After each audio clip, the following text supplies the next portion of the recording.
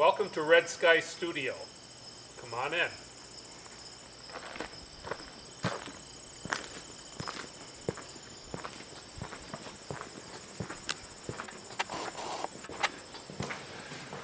This is our display area for my wife's work and mine.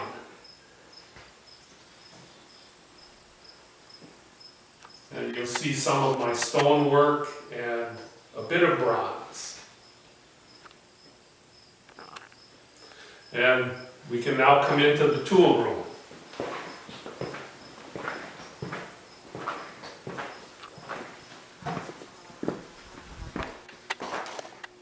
Here in the tool room is where sculptures take life. My sculptures either come directly from my head, that's where I work from, or I work from simple sketches, and they may be on lined note paper, or they may be on some fancier sketch, in some fancier sketch books. I use a microcrystalline sculpting wax, and with the heat lamp that will soften it, I'm able to shape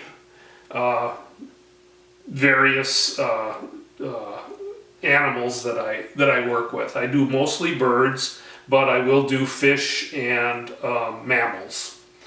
And I work with a few simple tools to help me give shape to the sculptures. And this is where they start, and this is where they end. This small bronze is of a great blue heron and has been poured and then patinaed and is now ready to go. This is Teresa Lind. I am doing a pour today at her studio near Chilton, Wisconsin. So I usually put that one, like the first, you don't want them like right in front of the torch, so the first one I'll lean to the back. Okay. And then the next two I'll lean over to one side and the other side.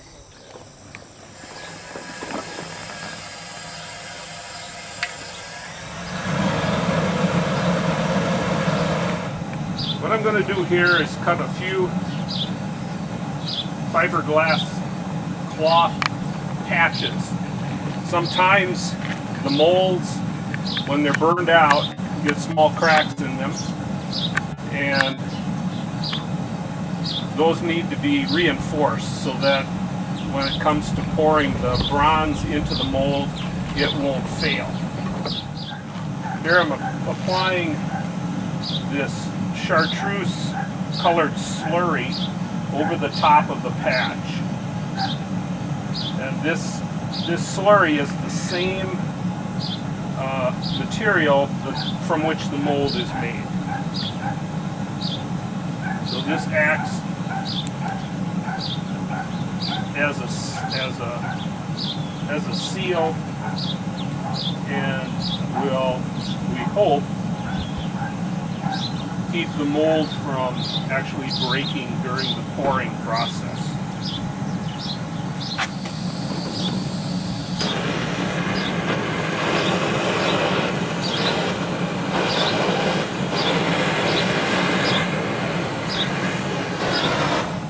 And as soon as it turns the salmon color, I know that then it's matured. What material are the crucibles made out of? Silicon carbide. Okay, yeah. I know. Yeah. You're charging the crucible.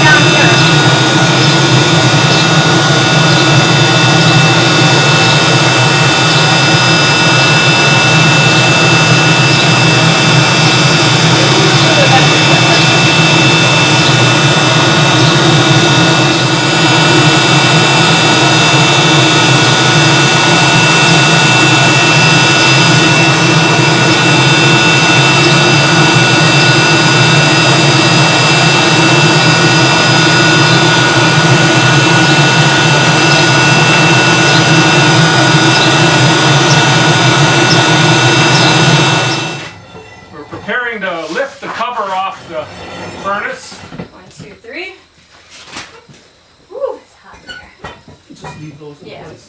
Once we lift the crucible out of the furnace, Teresa will skim the dross off the top.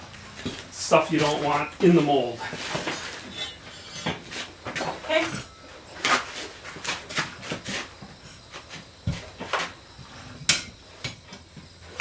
Okay, lift.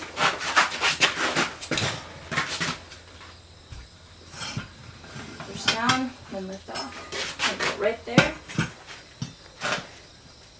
Very clean metal. So you get with virgin bronze, brand new stuff.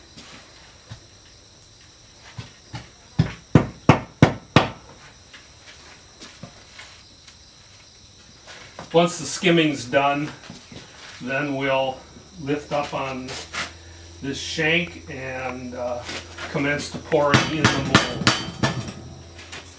And 1, 2, 3, lift. Okay, you aim wherever you want to go. Okay, we'll do this one right back here first.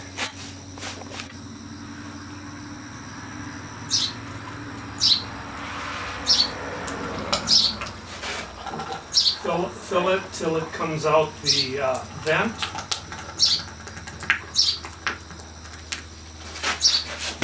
The next one.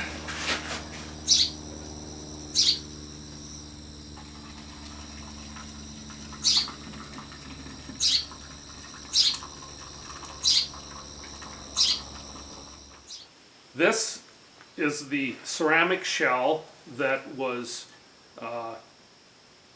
put over the wax that we saw in the tool room.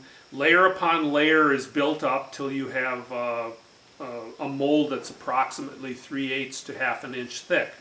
Then we saw it in the burnout kiln where the wax was melted out and the color changed from a light yellow to this white.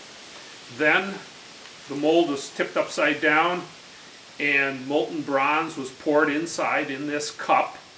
And now we have to remove this ceramic shell, and it's done by whacking it with a hammer. And you see it comes off quite fast, quite well. And here we have a semi-finished piece of work.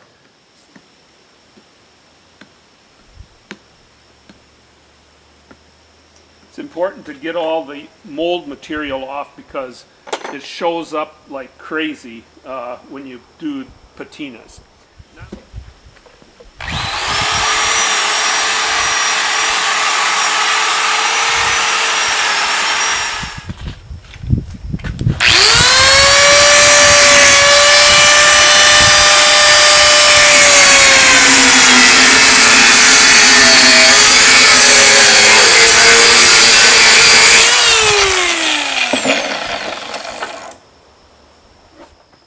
Once we have our piece cleaned up completely, free of wax, oils, and so on, we can apply a patina. And a patina is a chemical that, along with heat, is applied to the finished piece and gives it some color. And after we're done with that, we'll apply a little paste wax, which gives it then a protective coating. First thing I'll do is heat up the bronze piece.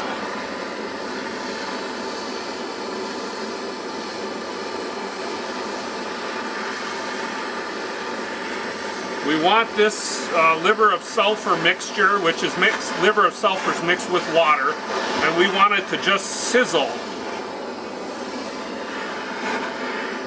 So we want to get it well over 200 degrees.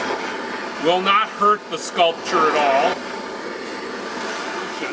And this will turn almost instantly black. Black to a very dark brown. You can see it bubbling on the surface, and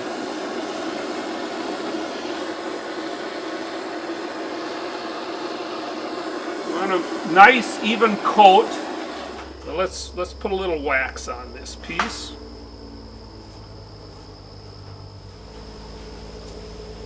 You can see it getting a bit shinier.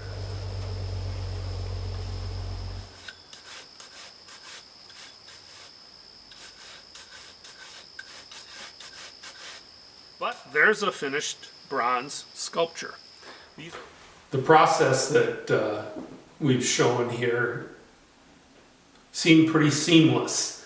Doesn't always work that way, but I enjoy my work. I enjoy working, interpreting what I see into something that's physical. And even though there may be hiccups or problems along the way, it's immensely satisfying to do this type of work. I would like to invite you to come into my studio, to my home, and see all the work that's available. It's something that I think is important. Education, I feel, helps people understand why we do what we do, where we do what we do. And you'll find that most of the artists are pretty regular people. We have mortgages, we put our kids through school, and we just do it in a way that's a bit different than most people.